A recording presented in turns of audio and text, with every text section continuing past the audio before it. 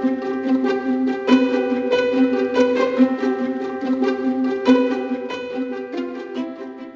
welcome back. In this video, we're going to look at creating these boxes down the bottom here. We'll start with this thing here. This is generally called the hero box, sometimes the Jumbotron. Yeah. Okay, so it is, first thing we need to do is we need to add a bit of structure to our main part, something called rows and columns. Now, what is a row and column? It's the kind of underlying structure of pretty much all responsive websites, and we kind of need it. It's pretty easy though. Just like Excel, think Excel. This thing here is one row, one column.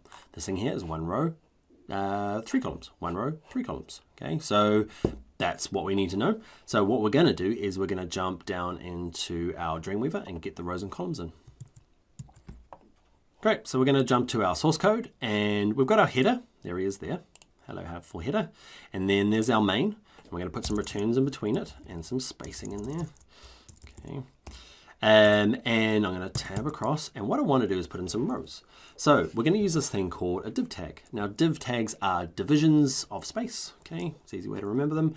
And so what we need to do is we need to create a div tag. So we're going to say, we're going to create something called a div class. We're going to give this a name, and we're going to call this one row. Okay, then we're going to close it off. Okay, and then we're going to close this div tag by angle brackets. So just like we did for our H1s. Okay, so we close it off with the angle brackets and then the backslash, and Dreamweaver fills the rest in. So I've got one row. Inside that row, I would like a column. Okay, so I'm going to go the exact same thing again. So I'm going to put in a div class. Great. I'm going to call this one col. Okay, close it off. Open up the ending bit, backslash, and it finishes it off. Okay, and that is going to be my column inside. Great, so that's the first one. Let's make sure we do the other ones. So, and we're going to use, I'm going to show you some cool stuff now. Instead of having to type div class equals and all that sort of stuff, it's pretty good with how code help hinting there to make it easier, but they make it even easier using this thing in the background called Emmet. And all it does is means, watch this, if I put in dot row, okay, so remember a dot in front of it means it's something called a class. Okay, if there's a hash in front of it, we learned earlier it is an ID. So we're going to do a class. So just put that in, and instead of hitting return does nothing. Hit tab, remember from earlier on, and look, it just guesses. Because it's such a common thing, it knows that if you put in a class and hit tab, it just assumes you want a div tag. Okay, so div class row, awesome, return that, and we've got 1, 2, 3. Okay, now in this case, what we're going to do is, just because of the layout that I want to do, I want this to be 1, 2, 3 here. So there's kind of like 2 rows of 3 columns. But what I'm going to do is, when it gets down to here, tablet, okay, if I had them 2 separate rows, it means that I'd have 1, 2, 3 here, and then I'd have 1, 2, 3, and they'd look pretty weird. So what we're going to do is actually we're going to put in just 1 row. Okay, and we're going to put in 6 columns. And it just means that these collapse nicely. Okay, it means that if I get down to here, okay, they all kind of like stack next to each other and flow into the box because they're all part of the same row and they all kind of flow up next to each other. You'll have to experiment with your design. If you've got 4 and 4, you could definitely have, two rows with 4 columns. That would work. But you'll just have to play around with it. I know when you have these multiples of 3 and you want it to do this, okay. Otherwise, this guy is in a separate row and gets pushed down, and you have this kind of weird break. So they're all going to be the same gang. Trust me.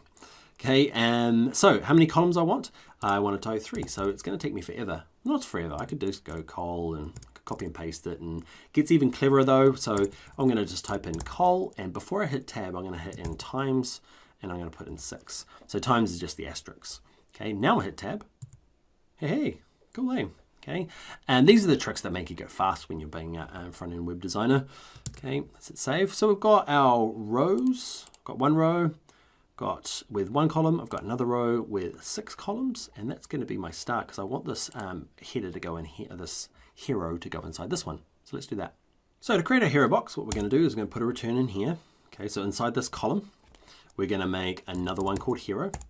Okay, and we're going to hit tab. But in this case, so just like we did for row and col, this one here, we're actually going to go in style now. At the moment, these just kind of like an overall structure, though we haven't styled them at all. But this guy hero, we're going to style. So what we're going to do is we're going to go to our CSS styles. Okay, we're going to do it for our heading, okay, or global. More returns. I love my returns.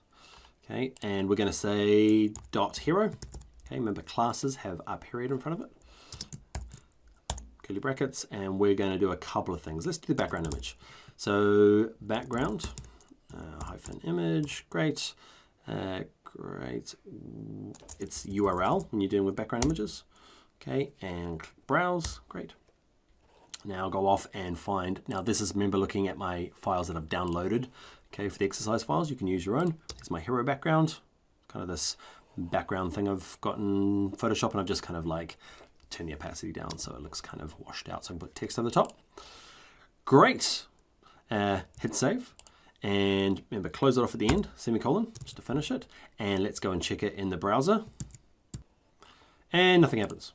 Why? Because he's there, but because he's got no substance, there's a background image, but the background image doesn't hold it open. Okay, so what we need to do is give it some height. Now, it's really uncommon to give it height. Why? Because we want the content inside of it to define the height. So when you're working, we just often add some padding to the top and bottom just to kind of get things going. Okay, so for padding, it's going to be 52 pixels by 0 pixels. Okay, for, 0 pixels for the right, 72 for the bottom, and 72 for the left. Okay, hit save, and let's have a look at it. You'll see now, it's just got some padding from the top and the bottom and the left, and I've left it on the right just to 0, and that's why we can see the image now. Okay, but the image is not doing what we wanted it to do, right? So if I expand this out, okay, it's just kind of, it's repeating. You can see the repeating in there, but we want this, we want it to be responsive, basically. So what we're gonna do is we're gonna go into here and we're gonna use this thing. We're gonna use this background thing, we're gonna use background, and it's going to be size. Okay, and we're going to use this one called cover. Okay, cover's a really handy one. If I hit save, check it out. It's the one that kind of stretches out to fit. Watch this. It gets smaller, gets smaller, gets smaller. So it's going to work on all the sizes, okay? It doesn't look perfect now because it's all kind of squished in, but as we add content, it's going to look nice. So often, background cover is the one you want to make the background of boxes, responsive. So next up is let's put in our text and style it, okay? Jump into Dreamweaver.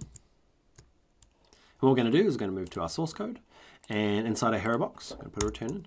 And the first bit of text in there is this bit that says I'm a, and then digital designer. So obviously this is going to change for what you're going to do, but let's play along. Let's get the idea of it. So normal body text, we did headings before, remember H1s? They're important, and you should only really have a heading, an H1, one per page. Okay, so all the rest of the text often is a P tag called paragraph. Okay, so we're just going to use a P tag. Okay, and there is, what was it? Was I'm a.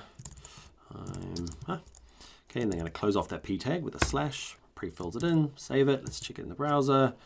Okay, and look at the right one. And there's this little I'm a. Okay, so let's go and style that one. Now, I could style the P tag. The problem is if I style a P tag, and I'm going to use this on lots of different pages, I'm kind of like, if I make it like it is in my mockup, which is big and bold, every bit of text can be big and bold. So what we're going to do is make a little specific class for this guy. Okay, and all you do in between here is we're going to create a class, and we're going to call this one class, and we're going to call this one, we're going to give it a name. I'm going to call mine maybe subheading. Subheading. Cool. I'm going to copy that.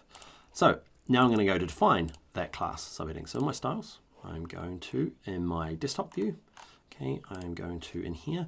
Now what goes in first before a class? That's right, full stop or a period. Okay, and I'm going to style it. Now what I want to style it as? First of all, I want the color. Remember, color just by itself styles the font. Now there's very few hexadecimal numbers that I remember, and FFF is white. It's the only one I know.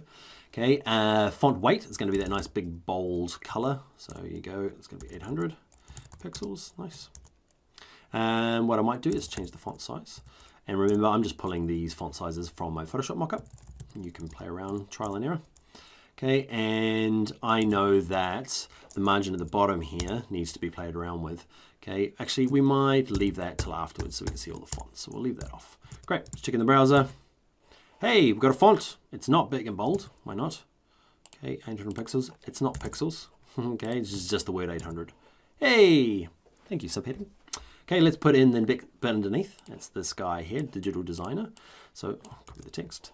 And yeah, let's put that in. And that's going to be the most important word. Okay, so this is going to be my H1 instead of a P tag. Why? You need at least one heading per page to tell Google and the search engines what this page is about. Okay, if I had the H1 as IMA, Google would come to this page and say, okay, your site's all about this thing called IMA. Okay, but I want it to be about Digital Designer. So let's go in here and back to my source code. So underneath it, we'll put it in H1. Oh, H1. Okay, and I'm going to close it off.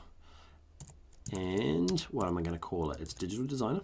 Okay, then I'm going to close it off with my angle brackets / Okay, there's my H1. I'm not going to use a class because why? I'm going to have this H1 as every page is going to use the same title. Okay, so I'm going to use in here. I'm going to do H1.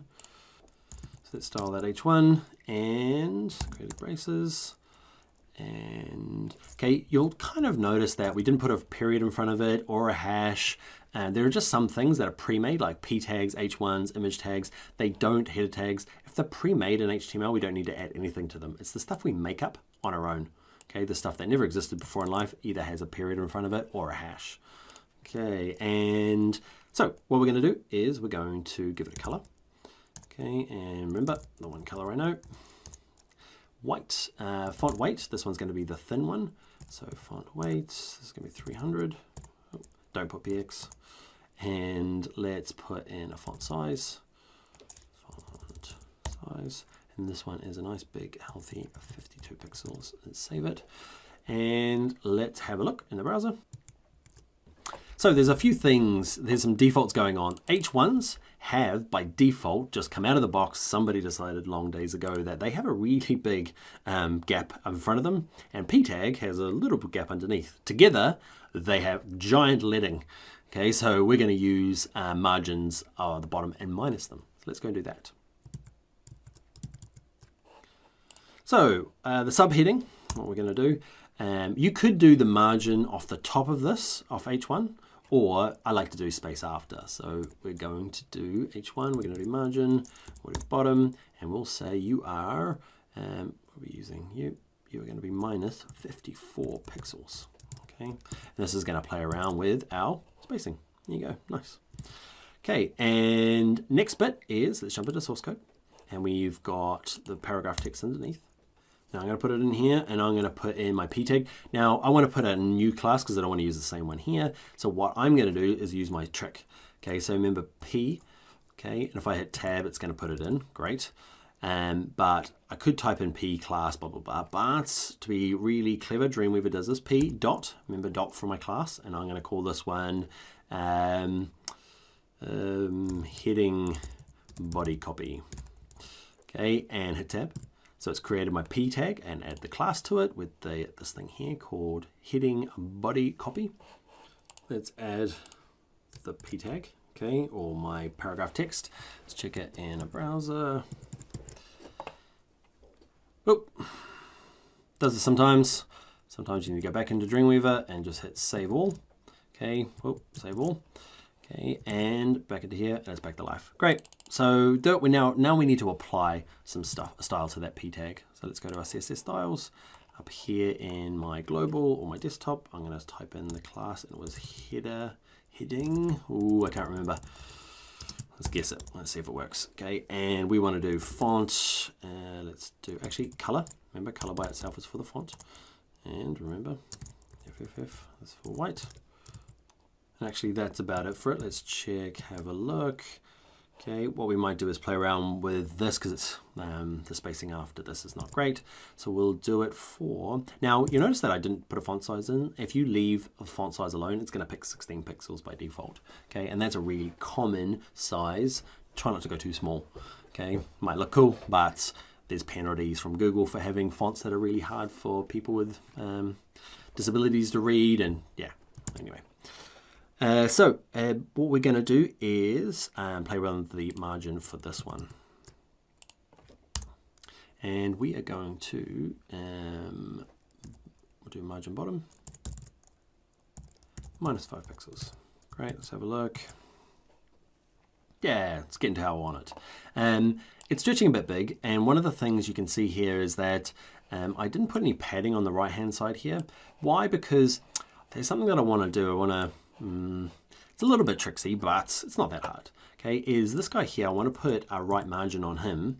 Okay, so margin, we'll do right, and we're going to use a percentage instead of a fixed number. It just means that the percentage can be nice and big when it's at a big size. Okay, and so if we use say 20%, it can be quite, it's quite wide when it's at 20% of such a wide screen. But when it gets smaller, it starts progressively getting smaller as a percentage as well. Okay, so yeah.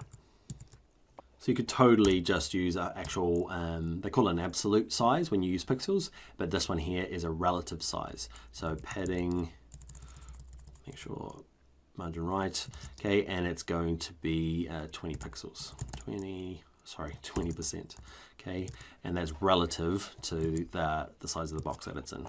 Great, so it means that I've got a bit of padding here, but you notice that it's quite big here, but when I get down to the smaller sizes, it gets progressively smaller. Okay, so it's not being too destructive when it gets down. Great, so that's the fonts. Let's look at adding our button. It's this guy here. Okay, this Let's Talk button. You can click on it and it goes off to maybe our Contact Us page. Let's go and do that. So now when we're putting in a button, really what's happening is we're going to put some text, we're going to put some padding around it and fill that padding with a color, and it's going to look like a button. Okay, so let's go and do that. So in my source code, okay, we're going to go down here and underneath my p tag here, I'm going to put in a link.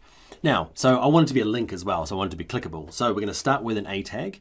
Now we've kind of half looked at a tags, but we haven't created one of our own. Now to write an a tag takes forever.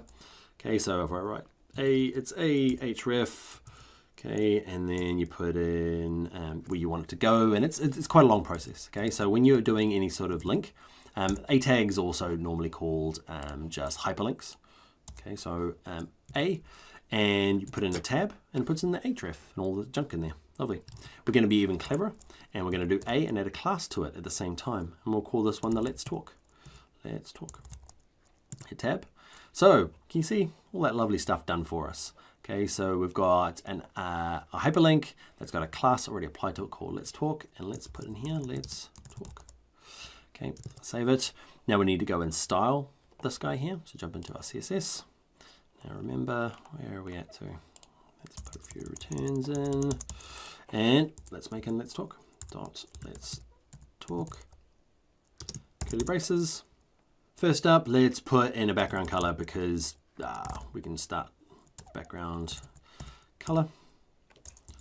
Okay, and this one is hash, and it is a background color of F147. It's the one I've used, that kind of peachy red. Great, let's have a little look. So I've got, there it is there. So you can see where we're going to go from here, right? So we need a bit of padding around it. So let's go and do that. Let's do padding, and we'll do 8 pixels. Can you see here it's defaulted to 8 all around? Okay, so top, bottom, left, and right, if I leave it like that. But if I put in a second one, okay, which is going to be, what is it? 30 pixels. Okay, can you see it's done top and bottom at 8 pixels, but left and right at 30. Clever CSS. Okay, you can fill them all out, but we be sneaky and do just what we need to. Great, so we've got our button, it's clickable. Okay, doesn't go anywhere. Okay, and what you tend to do is, can you see here, we've got this href. I didn't really mention the link. Okay, so what you'd write in here is you'd write, maybe go to the Contact Us page, contactus.html. Okay, so that'd be the page. We don't have that page yet. Okay, so you click it and come up with an error. So often when you're working is you put in, instead of leaving it blank, you put in this, you put in a pound sign or a hash key. Okay, and it just means that it works, but there's no errors that throw up. Because if you're sending it to your client and they're testing and you're just saying, hey, have a look at the website, the look and feel, but not the actual, it's not fully built out yet. If they click on it, they'll come back to you and say, hey, the link's broken and it's not working. So you just put in hash, okay, just as a placeholder, okay, and make sure you switch that out later on. Great. So next thing we're going to do, back at our styles. What we're going to do, we'll do you. Text decoration. Okay, that is the underline. So let's get rid of that. Let's put it to none. Great. And let's pick a font. It's not font, it's just color by itself. FFF. So it's hash. Got to put these syntax in there. You can put capitals or lowercase. It's up to you. Okay, getting there. Got a button. Okay, it needs a little bit of padding maybe, but let's leave that for the moment. What does our one look there? Yeah. Oh, so we're getting there, Hero Box, looking good. One thing we'll do before we go is that it's kind of stretching on forever.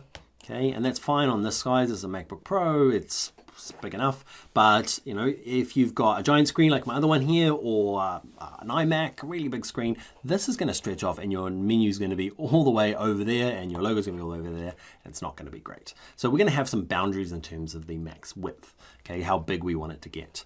So what we're going to do is jump into our Dreamweaver, and what we're going to say is that I would like it not to get, it's something called a max width.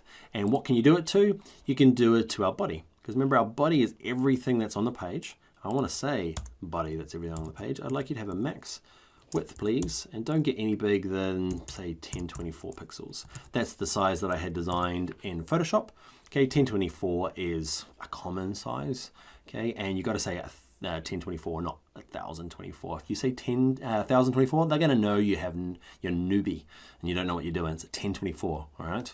Okay, and so that's, it's not going to be any bigger than that. You can make it any size. So let's have a look. Okay, so when it's down here, it's stretching and doing the cool things, but then it gets to a certain size and doesn't get any bigger. It's either common for 1024 or say 1200 is another really cool one.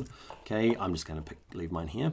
One of the things though, did you notice that by default it left aligns? Okay, so what we need to do is when you're aligning anything, okay, you need to do something called margin left auto, okay, and margin right auto, semicolon, okay, and it will, you make the automatic left and right margins and it just sits in the middle there. Look at us. Cool. So it gets to a kind of a more manageable size.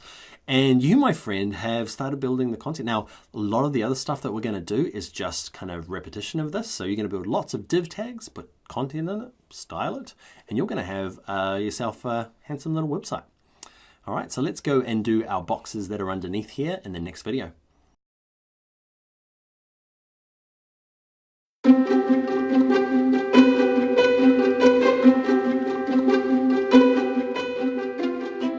Okay, in this video what we're going to do is we're going to add these grids down the